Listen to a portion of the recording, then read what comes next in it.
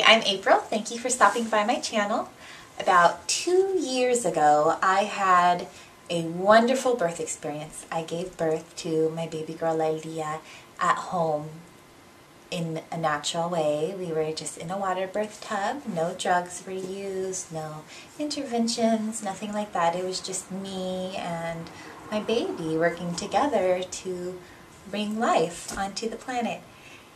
And the journey getting there was amazing. It was simply incredible. From the moment I got pregnant onwards, I felt myself growing and expanding and turning into something that was all new to me, and that was turning into a mom. And seeing those changes within myself was really, really amazing.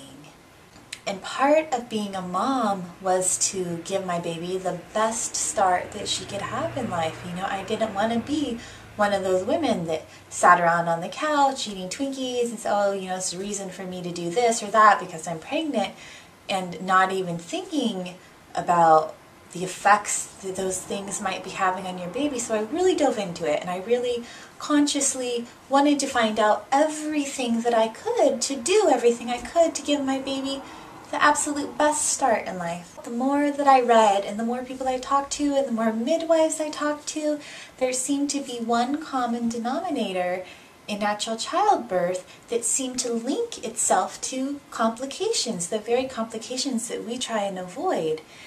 And part of having a natural childbirth is educating yourself about that, you know, finding out what can I do to help myself and my baby to have a wonderful birth.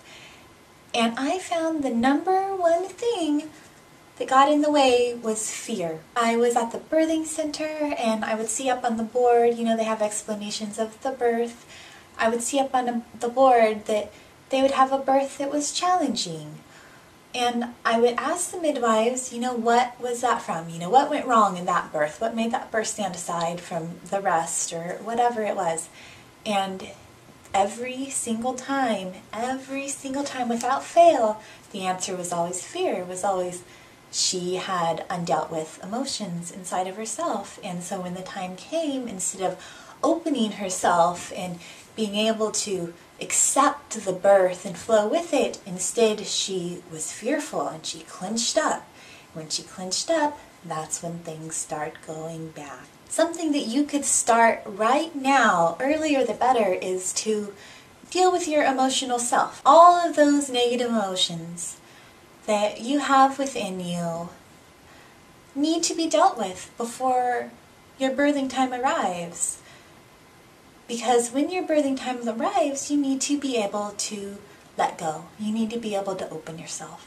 And that naturally happens during birth. As soon as those contractions come on, or the birthing waves come on, a flood of emotions come over you.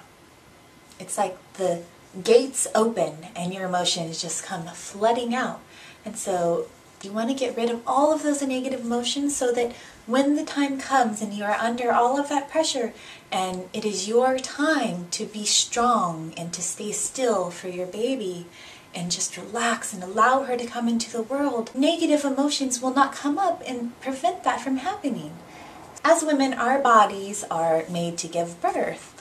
We are just perfectly designed for it. We are birthing machines. A woman who is in a coma can give birth to her child perfectly fine. And so that tells us that it's not really us that is birthing our baby, it's our bodies.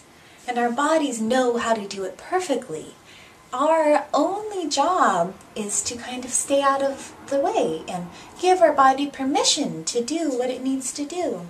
But if we hold fears inside of us, then our body begins to react to those fears. And when we are fearful, you know, think about when you have to do a presentation in front of class or talking in front of a lot of people, and our heartbeat starts to get really, really fast and we get sweaty palms, and, you know, we just get this nervous attention and our muscles tense up. That very thing is what is stopping the birth from happening. It's normal to be afraid. It's normal. But a lot of those fears we could release just by educating ourselves. And all of these questions and all of these concerns You start off by getting them answered. When you have something that's bothering you, write it down and figure it out. Find the answer. How you could prevent yourself from having this complication or that complication, or how you could prepare yourself to have a great pregnancy, which turns out to be linked to having a great birth.